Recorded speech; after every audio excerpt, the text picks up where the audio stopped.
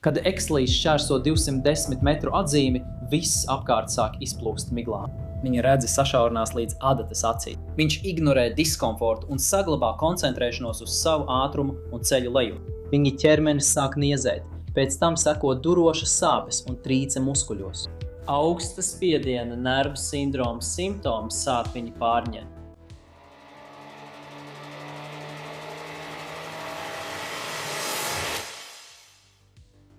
Šeks Ekslīs nebija tikai nirējs, viņš bija pionieris. 16 gadu vecumā, kamēr lielākā daļa pusauģu vēl tikai mēģināja saprast, kas viņi ir, viņš jau bija zem ūdens, elpoja saspiestu gaisu un zinās pēc nezināmā. Taču traģēdija piemeklēja jau agri. 19 gadu vecumā viņš un viņa jaunākais brālis Edvards pārbaudīja savas robežas, sacenšoties, kurš spējas brīvajā niršanā ienirt dziļāk Floridas vakulas avotos. Edvards nekad neatgriezās. Šekam tas bija brīdis, kas varēja izbeigt visu. Tā vietā tas viņā iededza uguni.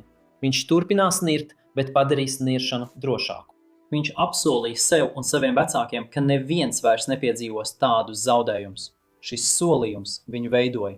22 gadu vecumā, strādājot Bahamu salās kā drošības nirējs, Ekslīs mēģināja izglābt 2 vīriešus, kuri mēģināja pārgalvīgu rekorda nirienu ar saspiestu gaisu.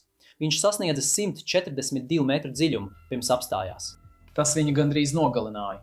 Abi nirēji, kurus viņš centās pasargāt, nebija tik veiksmīgi. Šis incidents nostiprināja viņa reputāciju. Ekslījam bija ārkārtēja izturība pret slāpekļa narkozi un vēl svarīgāk – disciplīna cienīt to robežas. 20 gadu vecumā viņš ne tikai nira alās, bet arī pārakstīja noteikumus. Ekslīs bija reģistrējis vairāk nekā 1000 niršanu alās, vairāk nekā jebkurš cits pasaulē tajā laikā.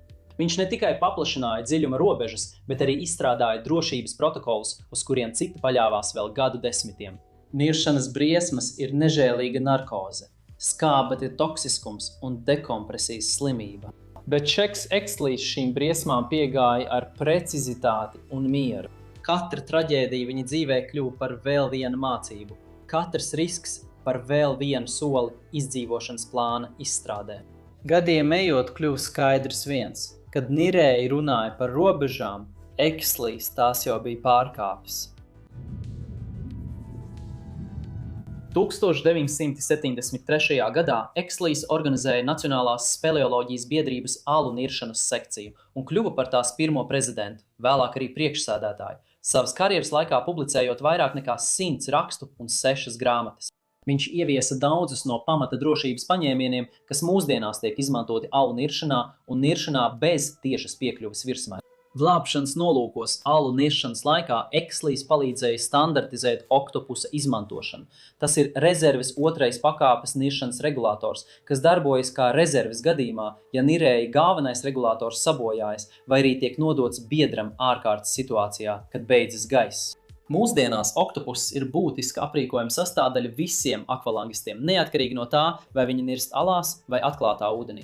1984. gadā Ekslīs pameta ģimenes automašīnu tirdzniecības uzņēmumu un sāka mācīt matemātiku Suvanī vidusskolā Laivokā, Floridā. Lai atbrīvotu vairāk laika, kas ļautu viņam doties uz dziļām niršanas vietām Meksikā, Karību jūras reģionā un visā pasaulē, lai pilnveidotu savas niršanas prasmes. Ekslīs arī iegādājās īpašumu pie Cathedral Canyon Springs, aptuveni 10 jūdzes no Laivokas, kur atradās kaļķakmens iegruvums, kas ir daļa no Felmeta sistēmas.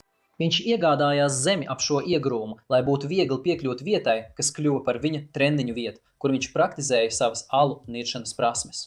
Ekslīs bija tikpat slavens ar savu pieredzi ekstrēmā dziļūdens niršanā. Viņš bija pirmais nirējs, kurš pārsniedza 244 metru dziļuma atzīmi. Mazāk nekā 30 cilvēki ir bijuši tik dziļi ar akvalangu, un viņš turēja vairākus rekordus par garāko distanci, kas veikta vienā alas nirienā. Viņa augstākais sasniegums bija brīdī, kad viņš vienlaikus turēja rekordus gan dziļuma, gan distances alas niršanā. Savās 29 gados, kas pavadīti alas niršanā, Ekslīs veica vairāk nekā 4000 nirienu un uzrakstīja 2 nozīmīgas grāmatas. Alu niršanas pamati, izdzīvošanas plāns 1979. gadā un Neizmērojamas alas cilvēkam 1994. gadā, kas kļuva par rokas grāmatu alas niršanas entuziastiem. 1990. gada maijā Džims Baudins vada izpētes grupu projektā, lai veiktu 5 iegruvumu uzmērīšanu, kas atrodas lielā Rancho El Rancho Asafrozā, Meksikas ziemeļaustrumos. No neparasto karsta veidojuma grupas Zakatons, jeb El Zakatons, ir vienīgais iegruvums, kurā ir manāma ūdens plūsma. Secoyot El Nacimiento Avotā iztekai, kas piegādā ūdeni tuvējai upei, pētnieki pamana atveri pie kaļtakmens atseguma. 2 komandas locekļi, Džims Baudins un Gerijs Voltons, ienirst un seko straumei, lai noskaidrotu, kur tā ved. Nirēji atrod nelielu alu un turpina virzīties ziemeļaustrumu virzienā, līdz sasniedz savas poles auklas galu. Tā kā ejas šķiet turpināmies, viņi atgriežās, lai paņemtu vēl vienu spoli, atgriežās pie savas piesiešanas vietas un turpina izpēti. Dibens ir 17 metrus dziļš un pilns ar bruņurupuču skeletiem, tāpēc viņi to nosauc par mirušo bruņurupuču eju. Drīz nirēji tālumā ierauga gaismas staru un pēc 230 metru veikšanas sasniedz tuneļa galu.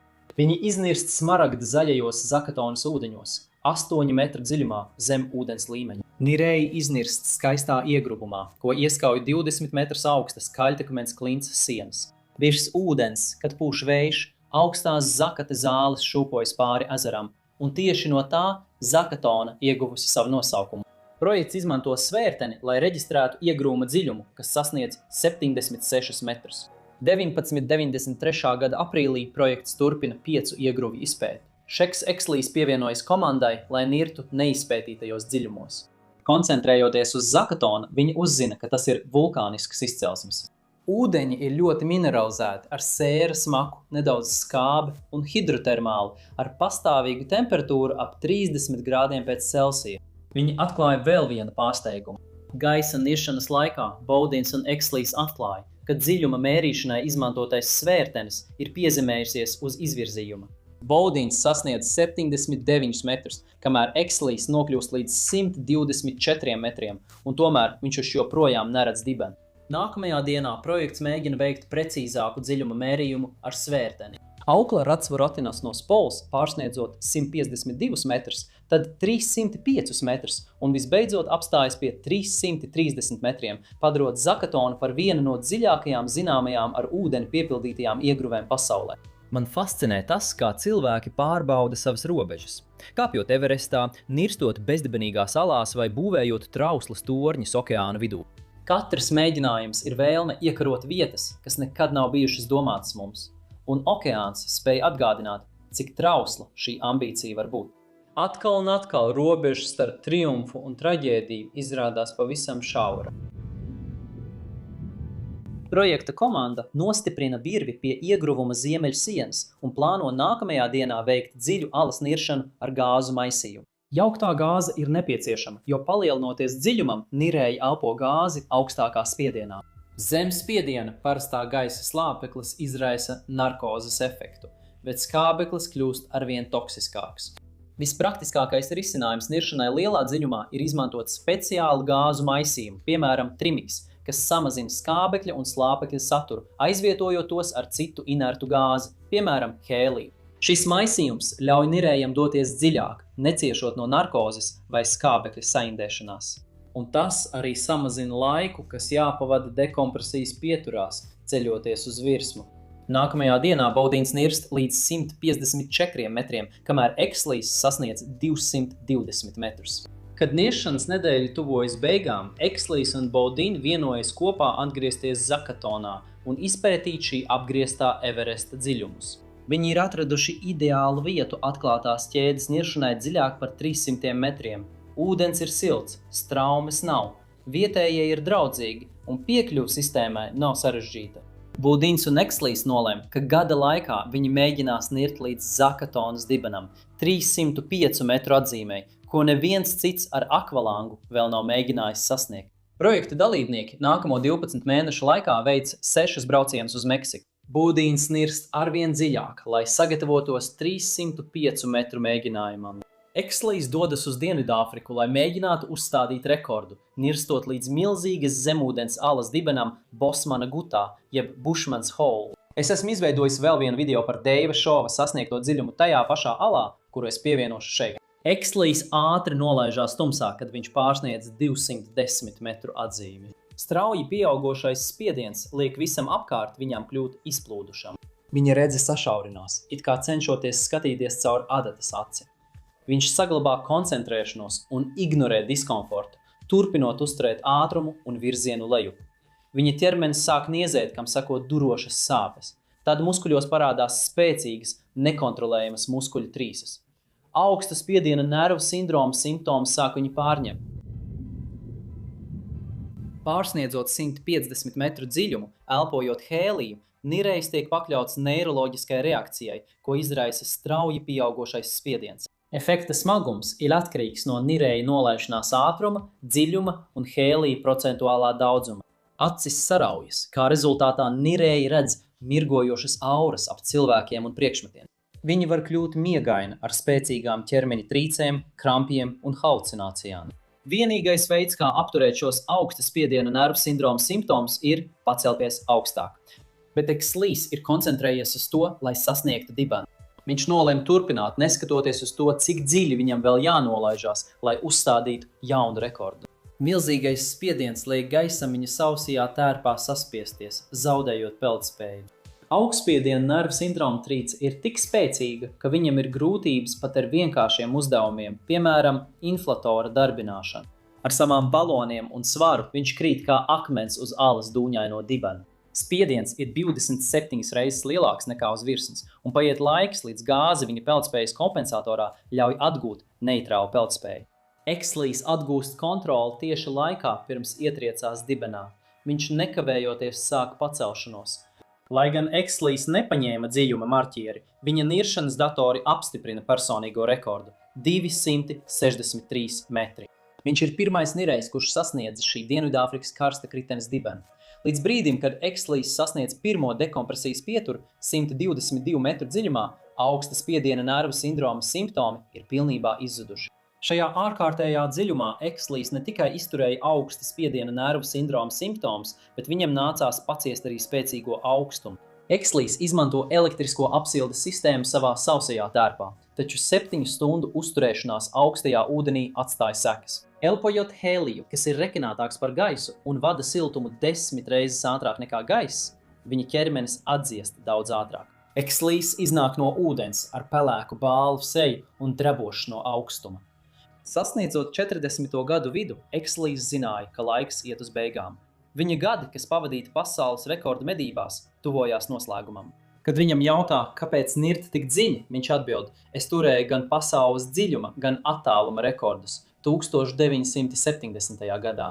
Es domāju, ka būtu jauki atkal būt abu šo rekordu īpašniekam pirms aiziešanas pensijā. Man vienkārši vajadzēja gandrīz 20 gadus, lai to izdarītu. Viņš apstājas pirms piebilst: es vēlējos sasniegt 1000 pēdas. Tas ir jauks, apaļš skaitlis, bet tas varētu būt pārāk daudz. Man drīz nāksies nolikt savus balonus malā, vismaz šāda veida lietām. Es domāju, ka īstais iemesls, kāpēc es to daru, ir tas, ka es vienkārši gribu zināt, kas tur lejā ir.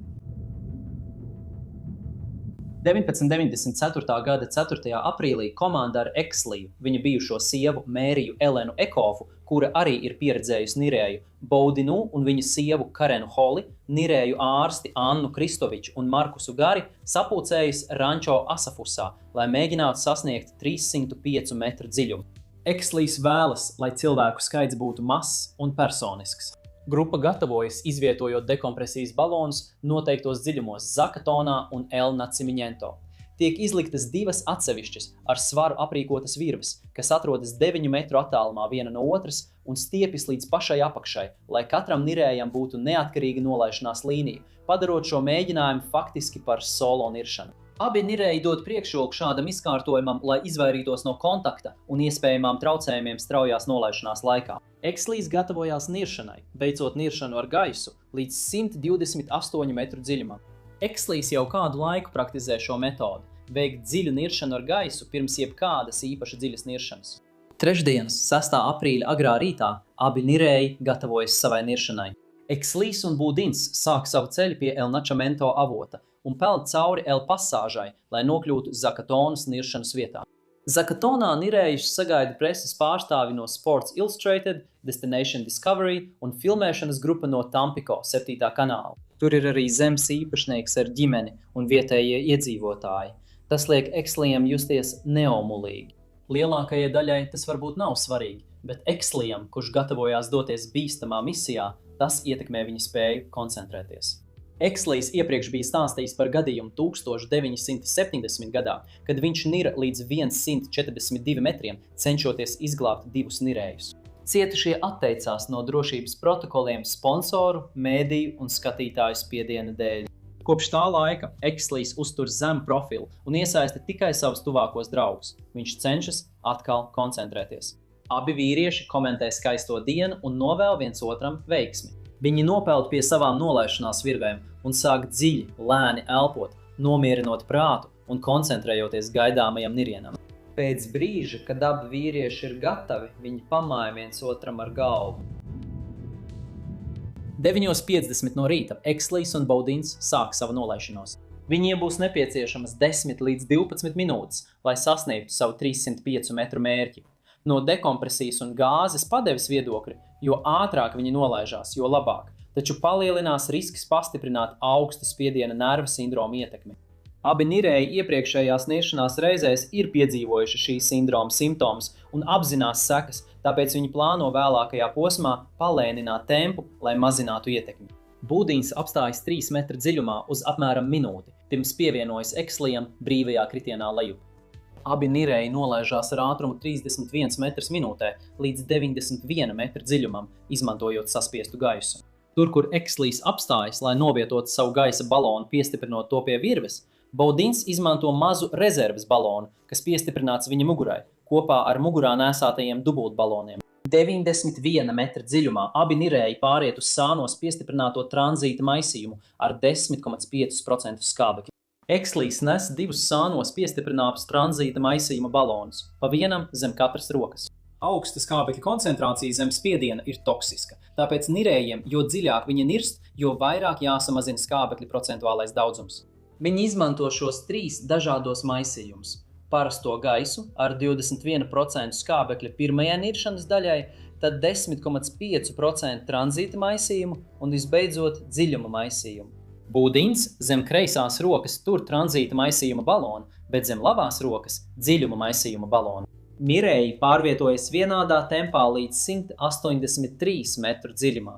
Tur viņi pārslēdzās uz mugurā piestiprinātajiem dubultbaloniem, kuros ir dziļuma maisījums. Exlijs izmanto maisījumu ar 6% skābekļa, kamēr Baudins izmanto maisījumu ar 6,4% skābekļa. Iespējams, Exlijs ņem vērā iespēju doties tālāk par atzīmes marķieri, izmantojot zemāku skābekļa procentu. Gan Exlija, gan Baudina dziļuma maisījums ir līdzvērtīgs saspiesta gaisa elpošanai. 91 metra dziļumā, kad viņi sasniedz mērķa dziļumu 305 metri. Nolaižoties starp 229 un 244 metriem, abiem vīriešiem vajadzētu palēnināt tempu, lai izvairītos no augsta spiediena nervu sindroma simptomiem. Baudinam viss norit pēc plāna, taču pārsniedzot 244 metrus, viņš sāk just vieglu muskuļu trīci. Baudins joprojām var redzēt Exlija gaismas tālumā, bet tā ir pēdējā reize, kad viņš viņu redz. Ir pagājušas 11 minūtes, kopš nirēji sāka savu nolaišanos. 274 metru dziļumā Baudins sagaida, ka viņa dziļuma maisījuma balonos būs 124 bāri gāzes, taču viņš ir šokēts, atklājot, ka tā ir gandrīz uz pusi mazāk. Tādā dziļumā, ja spiediens nokrīt zem 35 bāriem, viņa regulators nespēs piegādāt nepieciešamo gāzi. Ūdens spiediens būs lielāks nekā gāzes spiediens viņa balonā, kad tā iziet cauri regulatoram. Viņš piepūš savu peldspējas kompensātoru, kas ir savienots ar viņa dubultu baloniem, iztērējot vēl vairāk no sava dziļuma maisījuma, bet tomēr izdodas apturēt savu nolaišanos 282 metru dziļumā. Tā kā viņa dubultu balonos tagad ir maz gāzes, viņš pārslēdzās uz rezerves dziļuma maisījuma balonu zem savas labās rokas un sāk pacelšanos. Līdz brīdim, kad viņš sasniedz savu pirmo dekompresijas pieturu 137 metru dziļumā, viņš jau ir izlietojis savu rezerves dziļuma maisījumu un atlikušo pārejas maisījumu zem savas kreisās rokas. Baudins pārslēdzas uz dekompresijas posmu balonu un atver ventilu, bet regulators sāk nekontrolēti laist gāzi. Baudins nevar novērst problēmu, tāpēc viņš katrai ieelpai atver un aizver balonu ventilu. Nākamais dekompresijas posma balons atrodas starp 107 un 91 metru dziļumu, un līdz tam būs nepieciešams 8 minūtes ar vairākiem apstāšanās punktiem pa ceļam.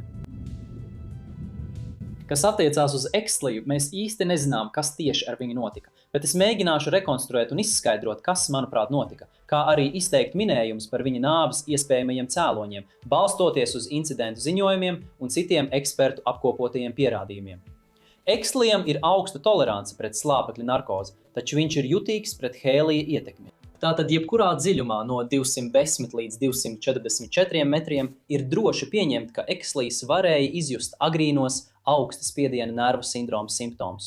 Tāpat kā Bushmans Hole, Exlijs ir koncentrējies un apņēmīgs, bet jo dziļāk viņš dodās, jo sāpes un trīce pastiprinās. Exlijs un Būdins ievēros stingru elpošanas tempu, un katra ieelpa ir aprēķināta un uzskaitīta. Ekstrēmos dziļumos, jo gāze ir saspiesta, ātrāka elpošana patērē eksponenciāli vairāk gāzes nekā pie virsmas. Trīces laikā neapzinātas muskuļu kustības patērē dārgo skābekli. Kopā ar stresu tas maina viņa elpošanas ātrumu. Tas varētu arī izskaidrot, kāpēc Bodins ātrāk iztērēja savu gāzi. Es nezinu, vai Exlijs izmantoja sauso tērpu vai hidrotērpu. Zakatonas ūdeņi ir hidrotermāli, ar pastāvīgu temperatūru ap 30 grādiem pēc Celsija. Tas ir silti sausiem tērpam, bet iepriekšējā intervijā Exlijs bija teicis, ka viņam patīk papildus peldspējas kompensācija, ko nodrošina sausais tērps. Sausajā tērpā var iepumpēt gāzi, kas darbojas kā balons. Ar vai bez sausā tērpa. Nirejs šādā dziļumā zaudē peldspēju jebkurā gadījumā, kas padarītu situāciju sarežģītāku. Kad Exlijs nolaižās un tuvojas mērķa dziļumam, viņš jau cieš no augsta spiediena nervu sindroma. Viss ir izplūdis, un pat ar lukturiem viss ir tumšs, un viņa redzamība ir ierobežota. Tā kā viņš grimst kā akmens, viņš mēģina darbināt savu peldspējas kompensātoru, lai atgūtu peldspēju. Taču peldspējas kompensators reaģē ar aizkavēšanos. Lai apturētu savu grimšanu, viņš instinktīvi satver nolaišanās virvi un aptin to ap abām rokām un savu sānos piestiprināto balonu vārstu. Tas aptur viņa grimšanu. Uz rokas piestiprinātais niršanas dators rāda 276 metrus. Pēc grimšanas apturēšanas Exlijs mēģina pacelties augšu, bet vispirms viņam jāatbrīvo virve, kas aptīta ap roku un balonu vārstu. Augstspiediena nervu sindroma simptomi joprojām ir klātesoši, kas apgrūtina sarežģītu uzdevumu veikšanu. Stress un trīce diezgan ātri izlieto viņa dubulto balonu dziļuma maisījumu. Kamēr viņš mēģina atbrīvoties, viņa dubultā balona dziļuma maisījuma spiediens nokrīt līdz 35 bāriem, un regulators vairs nespēja piegādāt nepieciešamo gāzi. Viņš pārslēdzās uz regulātoru ar savu pārejas maisījumu, bet šajā dziļumā 10,5% skābekļa ir toksiski. Exlijs visticamāk cīnījās ar trīcēm, bet skābekļa toksiskums aptumšoja viņa prātu. Viņš cenšas atbrīvoties, un papildus piepūle liek viņam elpot smagāk. Kā rezultātā organismā uzkrājas oglekļa dioksīds. Centrālās nervu sistēmas skābekļa toksicitāte izraisa krampjus. Tad arī pārejas gāzes maisījuma spiediens nokrītas līdz 35 bāriem, un tas vairs nespēja nodrošināt viņam nepieciešamo gāzi. Augsta spiediena nervu sindroma, slāpekļa narkozes, odotļa dioksīda un skābekļa toksiskuma kombinēto efektu dēļ Exlijs nevar sasniegt savu otro pārejas gāzes maisījuma balonu zem otras rokas. Viņš lēnām noslīkst Zakatonas tumšajos dziļumos. Būdins veic vairāk nekā 9 stundu dekompresiju, taču cieš no pleca sāpēm dekompresijas slimības dēļ. Viņu ārstē ar skābekli, kortikosteroīdiem un hidratāciju. Exlija bijusī sieva un pārējā komanda saprot, ka Exlijs neatgriezīsies. 2 dienas vēlāk virszemes komanda atgriežas, lai noņemtu Exlija aprīkojumu no nolaišanās virves. Virve ir smaga, jo uz tās ir piestiprināti dekompresijas baloni, tāpēc viņi izmanto skriemeli, lai to uzvilktu augšā. Exlija ķermenis joprojām ir sapinies pie virves gala. Virve ir vairākas reizes aptīta ap abām viņa rokām un viņa balonu vārstiem. Viņa maska un viss pārējais aprīkojums ir savās vietās. Exlija nāve 1994. gada aprīlī šokēja tehniskās niršanas pasauli. Viņš bija īsts alu un jauktās gāzes niršanas pionieris, drošības inovators, kura metodes veidoja mūsdienu tehnisko niršanu. 90. gadu sākumā niršanas dziļāka par 200 metriem bija ārkārtīgi retas un bīstamas. Ekslija nāve Zakatonā skaidri parādīja, cik maz bija zināms par cilvēka fizioloģiju tik ekstrēmā dziļumā. Visas pazīmes norādīja uz augsta spiediena nervu sindroma, narkozes un straujas gāzes patēriņa kombināciju kā iespējamiem viņa nāves iemesliem, taču neviena konkrēta cēloņa nekad netika noteikta. Kā pats Ekslijs teica, ir vietas, kur neviens nav bijis kopš laika sākuma. Tu vari redzēt mēnesi tumšo pusi, pat Marsu, bet ne avas dziļums, ja vien pats tur neaizēja. Ir īpaša sajūta, zini, ka neviens tur iepriekš nav bijis. Nākamajā sērijā mēs iedziļināsimies cīņā par nogrimušo Pearl Harbor kuģa pacelšanu, kur zem viņiem sadurs inženierija, atmiņas un vēstures smagums. Seko līdzi, kā mēs atklājam, kā pagātne tika izcelta no dziļumiem.